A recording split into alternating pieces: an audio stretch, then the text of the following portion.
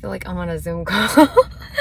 Okay, anyway, I just got to school. Today is our last STAR test, finally.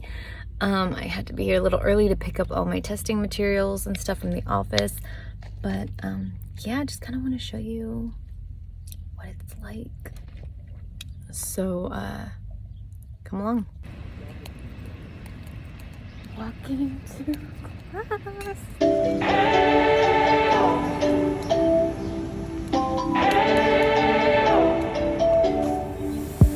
We spent our days on the coast of something beautiful. We got pulled into the tide of something real. Not so tired of it. I can't get you off my mind, can't forget it. Now I know what I've got to do is find my way back to you. Hey, why did it take us so long? Hey, while I was dancing on my own. Hey, and now the prayers get answered. We are done STAR testing. I don't even know why I'm whispering, because I don't know, I don't want the other teachers to know that I'm recording. I don't know. But we're taking a break. Well, it's actually lunchtime. And we got pizza. STAR testing is finally over. I feel like so exhausted, and I can't even imagine how these kids are feeling.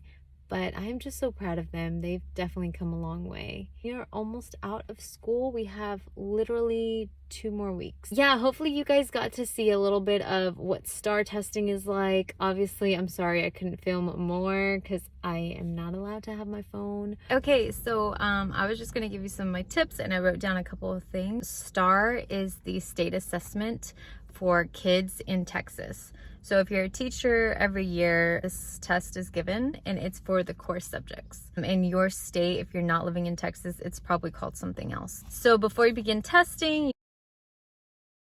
you make sure that you pick up all of their phones and their watches, like Apple Watches. It's really easy to forget to pick these up, but these are just as important. Everything has to be picked up and turned off. So you pick it up in that bin that I brought, and sometimes they'll write their names on sticky notes and tape it on their phone. So the kids they'll come in with stuff like backpacks, purses, or whatever. So you're just gonna ask them to put them on either in the back of the classroom or all in the front of the classroom, just so you don't have to worry about them digging in their backpack, looking into something. Once they're in their assigned seats, either they have assigned seats or they could just sit wherever. Some people do like to put them in alphabetical order. It's just easier. This is a very important step. You may have an accommodation sheet. So if you look in your folders, it will let you know which students have which accommodations. So if you have students that maybe are ELL learners, so like English isn't their first language, they may have extra time for the test. The test is 4 hours, so they may have more than 4 hours to take the exam. Another thing could also be, for example, text to speech, which was one thing that we had to look out for this year.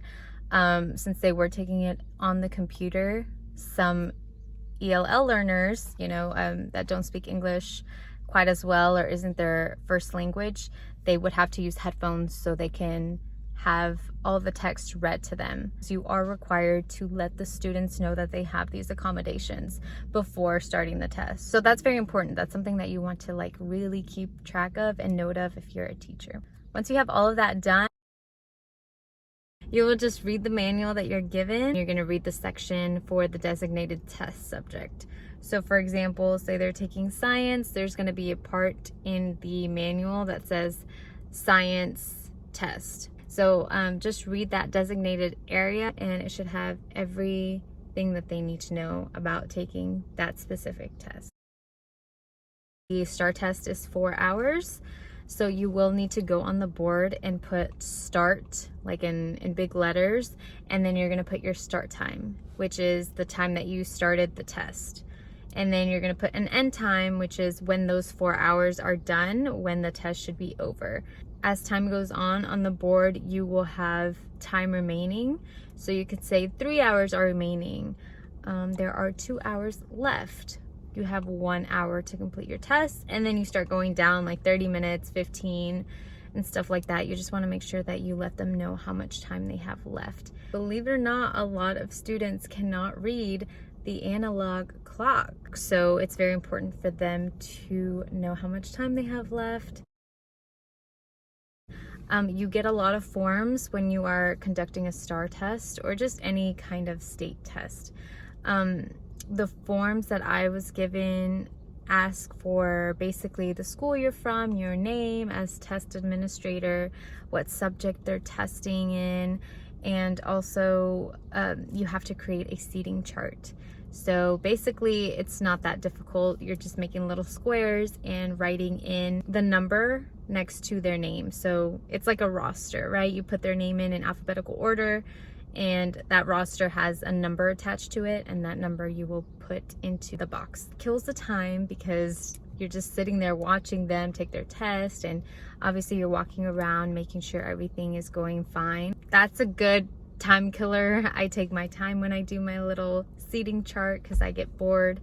But also when a student needs to go to the restroom, you have to document that as well. So the time that they leave, the time that they come back, it's very formal and technical. So those are the main things that you should be dealing with when you're taking the test. And that's basically the gist of it. Since the pandemic happened, the tests were all on the computer, and it was really weird because the kids that are virtual, they had to come into school to take that test. There was no option to take it at home.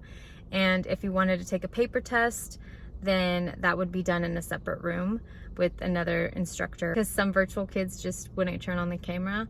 So it was just kind of like you saw them for the first time. It was just like their first day of school and they were taking the test. So it was kind of interesting, but it was nice to see them. I'm glad like we had a chance, all the teachers had a chance to see even the virtual kids at least once this year. That is basically my experience during the pandemic, but also like I said, it's my first experience in the STAR testing and I think it went pretty well. So yeah, that was it. If you have any other questions, make sure you put them in the comments. I will gladly look over them and see what I can answer. But thank you guys for watching. I hope you learned a little bit from this video, and I will see you guys in my next one. Bye guys. Found you.